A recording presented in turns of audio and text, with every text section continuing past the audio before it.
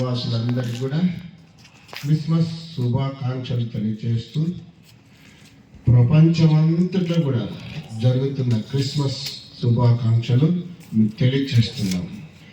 లోకమంతటా కూడా ఈ యొక్క ప్రజలందరికీ కూడా ప్రతి మత భేదం లేకుండా దేవుడు పెట్టాడు. మానవునికి రక్షణ సిద్ధం చేసి పెట్టాడు. ఈ రక్షణ ఆత్మరక్షణ, శరీర రక్షణ కొరకు పెట్టాలని ఉన్నది. మిలిటరీ ఉన్నారు, బార్డర్లో శరీర రక్షణ కొరకు సెక్యూరిటీ ఉన్నది. కానీ మన ఆత్మరక్షణకు రక్షకుడు అవసరం. అందుకొరకు ఏ భేదం లేదు. అందరూ పాపం చేసి దేవుడు అనుగ్రహించి మహిమను పొందలేకపోతున్నాం.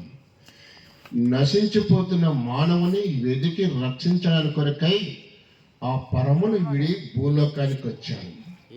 ఆయన యేసు ప్రభు. యేసు అనగా రక్షించువాడు. తన ప్రజలని వారి పాపము నుండి ఆయనే రక్షించడు గనక ఆయనకి యేసు అని పేరు పెట్టబడింది. ఈ యొక్క శాంతి సమాధానం లేక, చింత విచారణ చేత ఘోరమైన పరిస్థితుల్లో పడిపోయిన మానవుని తిరిగి సమాధానం ఇవ్వడానికి ఈ లోకానికి వచ్చాడు. ఆ యేసు ప్రభు ఈ యొక్క నశించిపోతున్న మానవుడు అనేకమైన పాపంలో, జన్మ కర్మ పాపంలో పడిపోయి ఉంటున్నాడు. అరకాల మొత్తం తల వరకు ఎక్కడ చూసినా పచ్చు పుండ్లు, గాయములు, అవి పిండబడలేదు, కట్టబడలేదు. తర్వాత మహాభయంకరమైన నిత్య శిక్షకు పాత్రుడై ఉన్నాడు.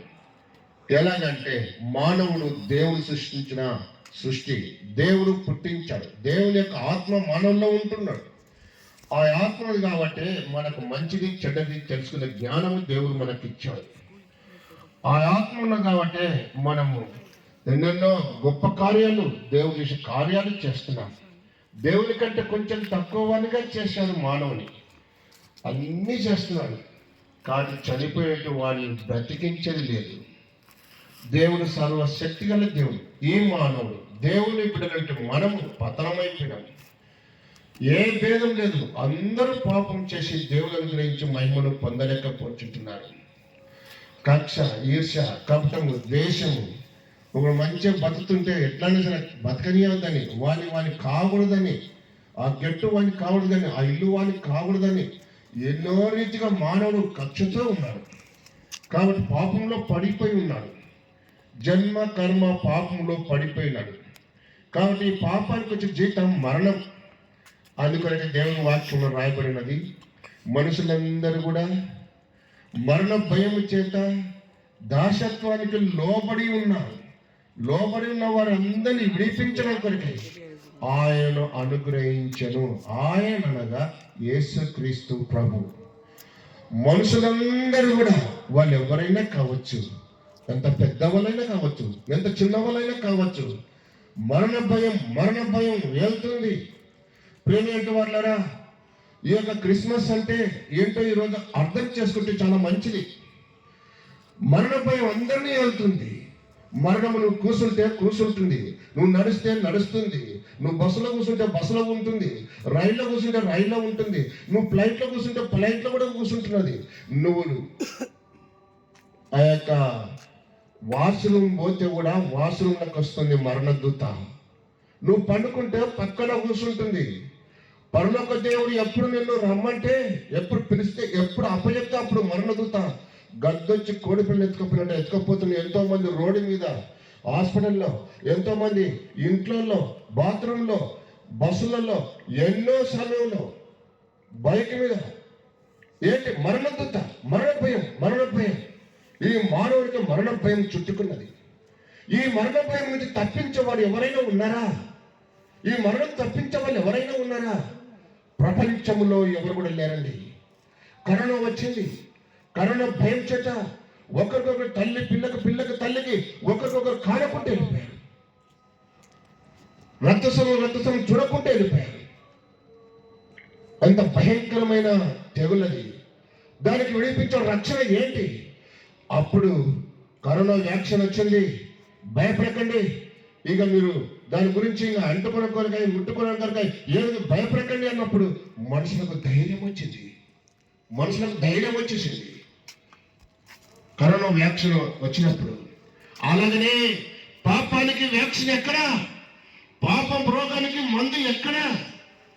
సర్వలోక రక్షకుడుగా ఆయన 2024 సంవత్సరం క్రితం భూమి మీద ఆయన మానవుడిగా వచ్చారు ఈ లోకానికి. మనుషులందరికీ కలగబో మహా సంతోషకరమైన శుభవార్త. మనుషులందరికీ, మరణ భయం ఉన్న వారందరికీ ఆ యొక్క మీకు శుభవార్త అని చెప్పేసి 2024 సంవత్సరం క్రితం ఈ భూమి మీద రక్షకుడుగా జన్మించాడు. ఆ రక్షకుడు ఎట్లా? సర్వ సృష్టికర్త దేవుడు, సర్వ సృష్టికర్త దేవుడు, సర్వవ్యాపి ఆ దేవదేవుడే ఆత్మస్వరూపిగా మానవునికి పాపం చేసినప్పుడు పాపానికి శిక్ష ఆ యొక్క అమలు చేసేసాడు, జారీ చేసేసాడు ఆజ్ఞ. మరణ శాసనం రాసి పెట్టాడు. మానవుడు పాపం చేసినప్పుడు ఆజ్ఞాతిక్రమమే పాపం. మొట్టమొదట మానవుడు ఆజ్ఞాతిక్రమం చేశాడు. ఆ ఆజ్ఞాతిక్రమమే పాపం. ఆ మొట్టమొదటి మానవుడి యొక్క కడుపులో పుట్టిన వాళ్ళందరూ కూడా పాపాత్ములు అవుతారు. వాళ్ళ రక్తం పంచుకొని పుట్టిన వాళ్ళందరూ కూడా అవిధేయులు. అందుకని ఒక ఇంట్లోనే 5 మంది ఉంటే 5 మంది 5 రకాలుగా గుణలక్షణాలు ఉంటున్నాయి. కాబట్టి ఒక గ్రామంలో ఎన్ని రకాలు ఉంటారు, ఒక పట్టణంలో ఎన్ని రకాలుగా ఉంటారు మీకు తెలుసు. పాపం చేయడానికి కాలేజీలు లేవు, స్కూల్ లేవు. అబద్ధం కావాలి, దొంగతనం చేయాలా, వ్యభిచారం చేయాలా, ఆ పిల్లని ఎత్తుకొని పోవాలా, ఆ పిల్లవాడిని ఇట్లా ఎత్తుకొని వెళ్ళిపోవాలి. ఎక్కడ కాలేజీ లేవు. ఇది జన్మతో వచ్చిన పాపం బట్టి మానవుడు శరీరంలో పాపం చేస్తున్నాడు. మనం ఎన్ని పుణ్యదానంలో ఎన్ని అని చేసినా కూడా, యజ్ఞములు చేసినా కూడా ఆ పాపం పదండి. క్రైస్తవులు చేస్తున్నారు, క్రైస్తవ భక్తులు చేస్తున్నారు, హిందూ భక్తులు చేస్తున్నారు, ముస్లిం భక్తులు చేస్తున్నారు. అందరూ కూడా ఏ భేదం లేదు పాపం చేసే విషయంలో. అందరూ సమానం. ఆ పరలోక దేవుని బిడ్డలంటే మనము పతనం అయిపోయి మీతో నరకానికి శాపానికి గురైపోయిన మానవుడు ఆ నరక శాపం నుంచి, ఆ మరణ భయం నుంచి తప్పించేవాడు ఎవరు లేదు. అందుకొరకే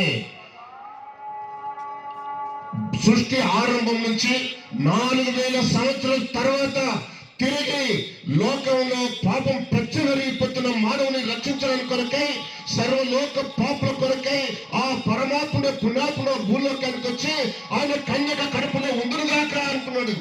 ఆయన ఆమె కుమారుని కనును వారి పాపం తన ప్రజలను వారి పాపం నుంచి ఆయనే రక్షించడు గనక ఆయనకి యేసు అని పేరు పెట్టబడింది. యేసు అని పేరు పెట్టబడింది. ఆయన శరీరధారిగా ఈ లోకానికి వచ్చాడు. పాపులను రక్షించుటకు క్రీస్తు యేసు ఈ లోకంలోకి వచ్చిన వాక్యము నమ్మదగినది, పూర్ణ అంగీకారములకు యోగ్యమై ఉన్నది. ప్రియమైన వాళ్ళరా, ప్రపంచమంతటా కూడా ఆయా దేశాల యొక్క ఒక గ్రామం, ఒక పట్టణం వదిలిపెట్టకుండా ఈ యొక్క క్రిస్మస్ ఈ యొక్క 25వ తారీఖు నాడు ప్రపంచమంతటా జరుగుతుంది. ఎందుకొరకు? ఈ పాప వినాశనం దొరికింది, పాపపు నుంచి విడుదల దొరికింది, మానవునికి రక్షణ దొరికింది. ఇది శుభదినం, శుభదినం, ఏక శుభదినం. సర్వలోక పాపల కొరకై భూలోకంలో పుట్టి పెరిగి అనేకమైన అద్భుత కార్యాలు సూచక్రియలు చేశాడు. ఆయన దగ్గరికి ఏడ్చుకుంటొచ్చారు. నువ్వు చదువు బైబిల్, నువ్వు చదువు, విచారించు, నిదానించు, చూడు సత్యం ఎందుకు, సత్యం దొరుకుతుంది. సర్వలోక పాప కొరకై ఆయన ఈ లోకంలో జన్మించి అనేకమైన అద్భుతాలు చేశాడు. ఏడ్చుకుంటూ వచ్చారు, నవ్వుకుంటూ వెళ్ళిపోయారు. ఆర్థిక ఇబ్బందితో వచ్చారు, ఆర్థిక ఇబ్బందులు పొందిపోయారు. ఎన్నో సమస్యలతో వచ్చారు, రోగంతో వచ్చారు, రోగం పొడగొట్టుకొని పోయారు. శత్రువును కూడా ప్రేమించాడు యేసు ప్రభు. ఎలాంటి గర్భ శత్రువును కూడా నిన్ను చంపుతాం, సిలువకేస్తాం, నువ్వు ఉండకూడదు అని చెప్పేసి అన్నప్పుడు కూడా వాళ్ళని ప్రేమించాడు. శత్రువును ప్రేమించిన వ్యక్తి ఎవరు? ఆ మొట్టమొదట మానవుడు తప్పు చేసి పాపం చేసినప్పుడు శాసనం సిద్ధం చేసి పెట్టాడు. పాపానికి వచ్చే జీవితం మరణము. ఎవరు పాపం చేస్తే వాడు చావాలా, ఎవరు పాపం చేస్తే వాడు చావాలా అని చెప్పేసి ఆ పాపానికి బలి లోకంలో జంతువులను మానవులు అర్పిస్తుకుంటూ వచ్చారు కొంతకాలం. ఆ తర్వాత ఈ యొక్క జంతువులతోటి, మానవుల రక్తంతో ఇక మానవునికి రక్షణ కలగదు.